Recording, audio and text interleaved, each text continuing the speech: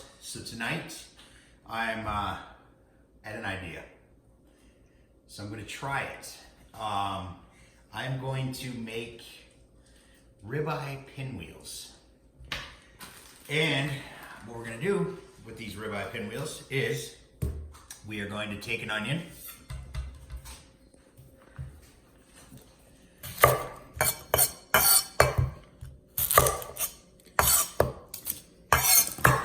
And we are going to dice it up.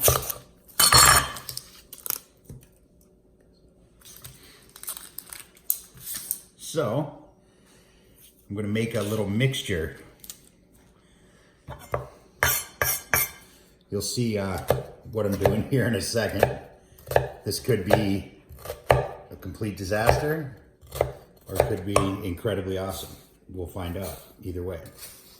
So, I just need a little bit of onion.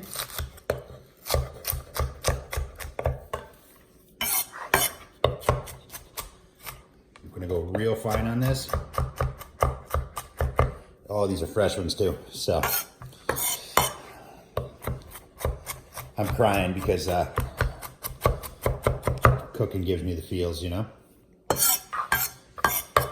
So that should be good. Those are going to sweat down a little bit. Now we're going to do some Portos. And we are going to do the same thing. And we are going to fine dice these up. A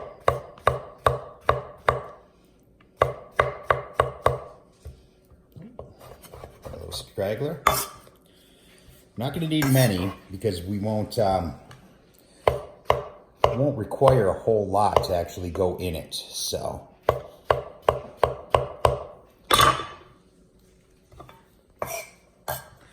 we're just going to rough these up.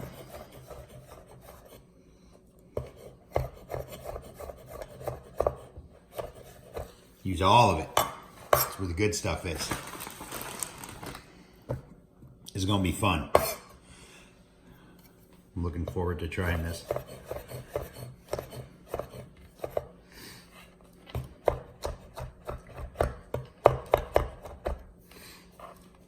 You'll see why I'm doing them so small here in a second. It's not going to take much. So we're just going to do a few of these.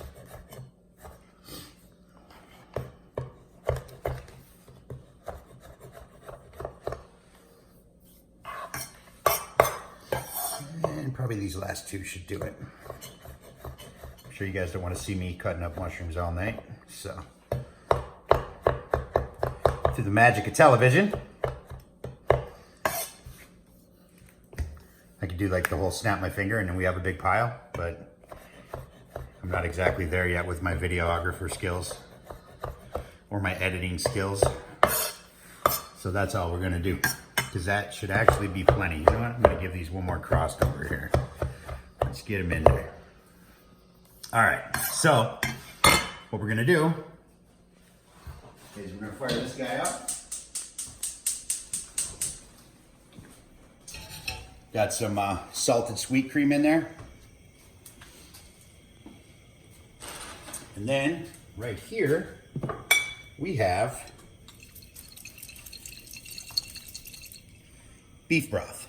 This is smoked beef broth that I've made.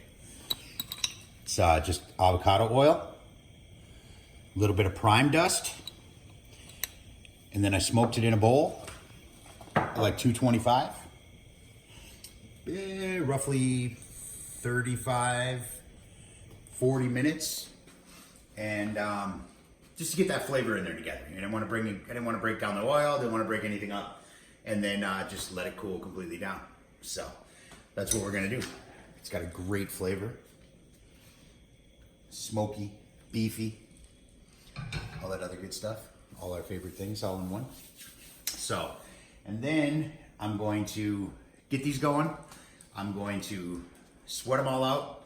I'm gonna add a little bit of beef stock to them, a little salt, a little pepper, and a little bit of thyme, just a little bit.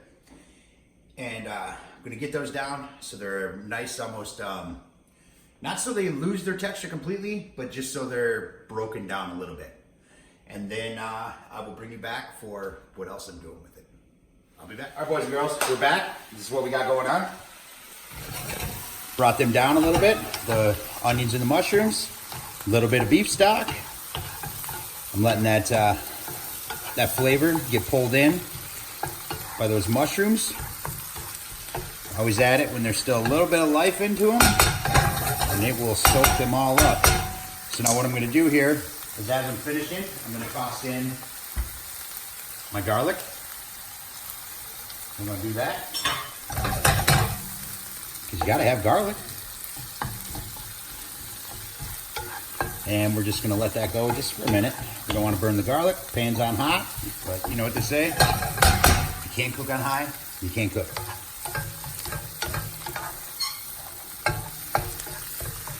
Head first into traffic. That's how I do it around here.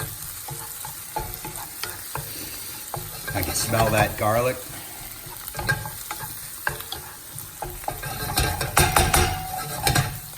Oh, look at that. It's beautiful. That color in there, the textures, super nice. They're soft, but not too soft. I'm gonna kill that heat.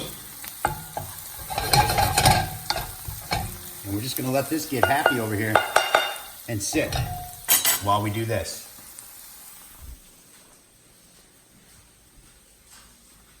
So, I had to do a couple of test runs just to make sure that this was even feasible and the cut that I'm using would work. So, I did it. So let's hope I can do it again for you guys. So, we got nice ribeye. That's big old fatty. So, what I'm gonna do, just grab a paper towel, 1 second. And, you know, on some cuts, I mean, well, it depends on if you butcher yourself or not, but these all came from a roast that I picked up. And they get these, this cutty fat on the side here. So what I'm gonna do right off the bat is, you ain't gotta get crazy with it. Just trim it and pull that back a little bit, because you don't want to eat that. And you'll see what I'm talking about here in a second. So now this fat right here, I'm going to actually bring that down and lose some of that as well. And this right here, I'm going to bring around and get that going. So this I'll be saving. Don't worry, I don't throw any ribeye away. It actually goes in. I use it for burger grind. So now we got our ribeye somewhat cleaned up, and this is what we're gonna do with it. We're going to ribbon it out. Actually, I better start on this side.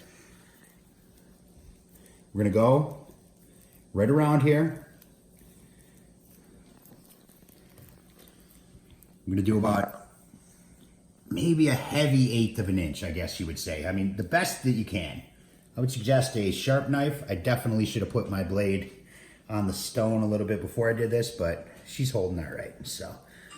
And we're just gonna keep wrapping it around and pulling it out. We're just gonna keep going. Make sure that blade stays flat, so you don't have one thin side, one not thin side. And we're just gonna keep ribboning this up. Try not to get it too deep. Want to keep the integrity. You don't want them too thin, because I feel like while I'm cooking it, you'll see what I'm doing here in a second, but while I'm cooking it, I feel like it'll, if they're too thin, it will end badly, I believe. So, all right, so this broke me off right here. So we're gonna save this piece. We got our one ribbon right here, and we are going to continue with this one. That may or may not happen. Just depends on the piece of ribeye you're working with. So sometimes you hit those fat channels and that's it. There's really no fixing that. So we're gonna keep going with this and just keep unraveling it.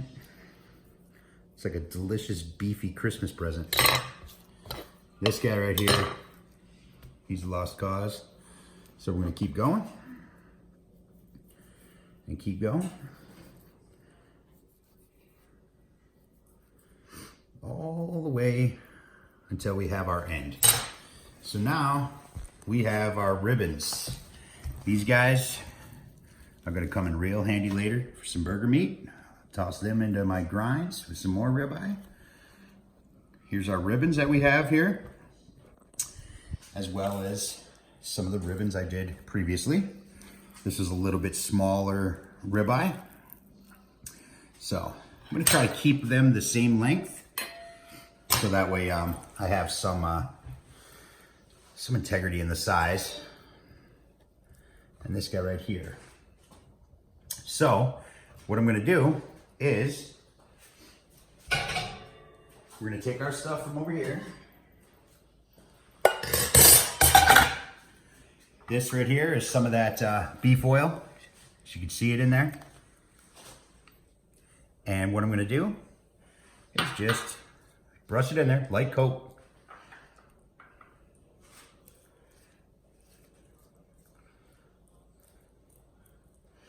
Very light. I don't normally put oil on my meat, but I feel like I need a little glue here. So now I'm well aware that some of that stuff is probably gonna come out, but I think a majority of it will stay in there. Okay, so now let's grab a little spoon.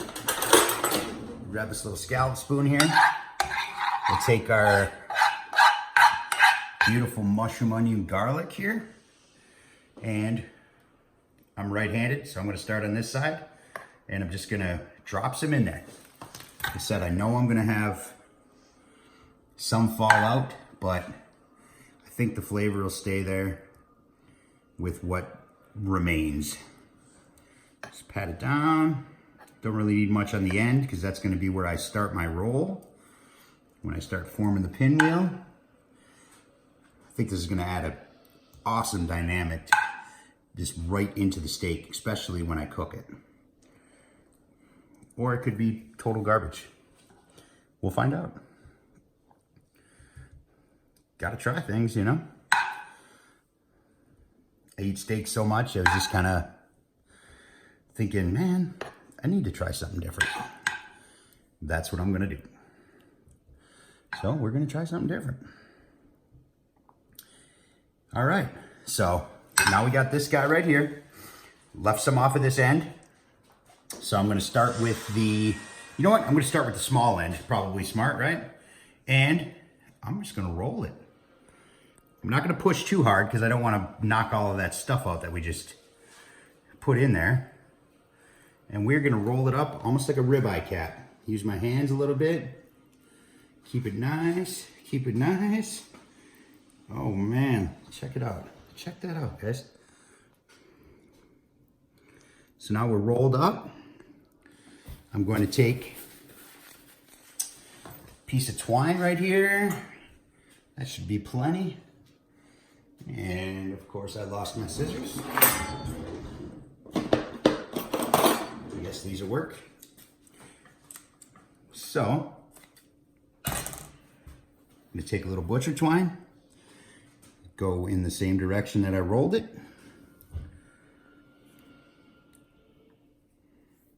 Just snug it up. Nothing too crazy, but snug it.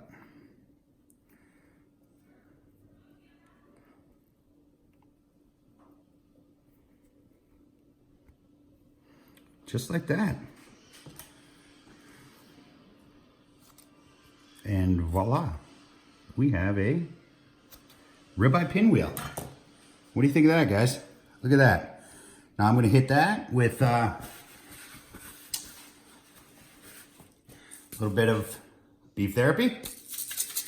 Now, always shake. If any of you are using this, shake it well, because the coarse nature of everything, it settles hard. I noticed that even when I was filling the bottles, just moving them around and packaging them, they settled a good 1/8 of an inch. So make sure it's all mixed up well.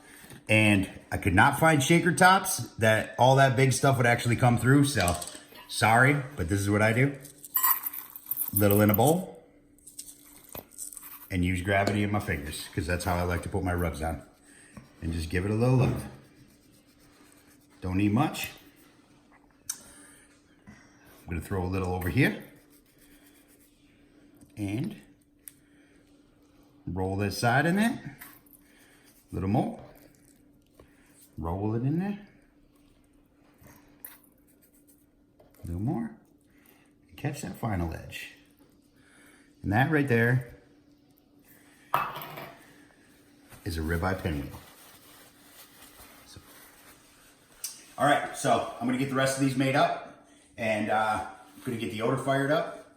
And I'm probably just gonna do a nice hot sear on them since I've already broken down the meat. Shouldn't take long, just a nice quick little boom, boom, boom. It should be good. So I'm gonna get that and then I'll be back. All right, boys and girls, here we got our pinwheels. We got the odor ripping. Sometimes it's good to just burn her off. 450, we're looking at about 550, 600 at the grates. And we're gonna toss some big boys on there.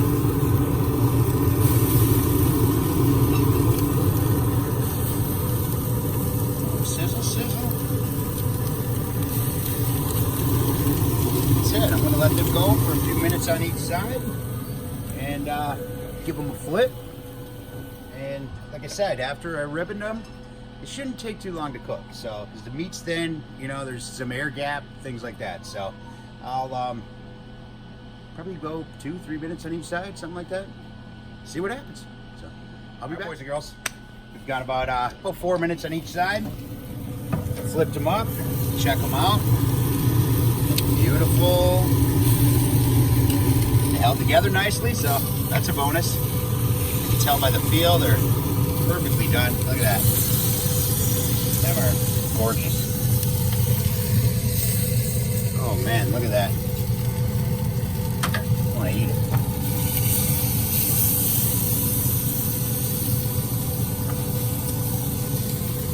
Super nice. All right, let's shit old big boy down here.